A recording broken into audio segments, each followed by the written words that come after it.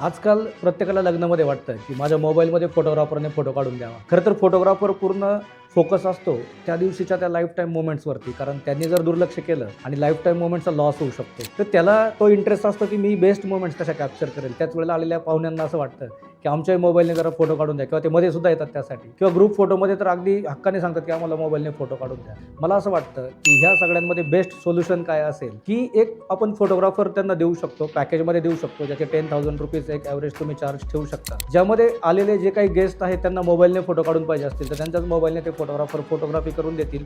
ते कॅमेराने फोटोशूट करणार नाही. त्याने त्या क्लायंटचाही रिस्पेक्ट राहील, आलेल्या गेस्टलाही आनंद मिळेल आणि आपल्या फॅमिलीला सुद्धा वेगवेगळा आनंद मिळू शकतो. कारण प्रत्येकाला लगेच मोमेंट पाहिजे असते, लगेच ती मेमरी पाहिजे असते, बाबा आम्हाला स्टेटसला ठेवायचं आहे. आणि प्रोफेशनल फोटोग्राफर करेल तर ती चांगली सुद्धा येईल. अदरवाईज मोबाईलने कसे फोटो येतात हे सगळ्यांना माहिती आहे, म्हणूनच फोटोग्राफरकडे डिमांड केली जाते. आणि फोटोग्राफरला सुद्धा एक चांगला व्यवसाय करण्याची संधी मिळेल, त्याच्याही कलेचा रिस्पेक्ट राहील.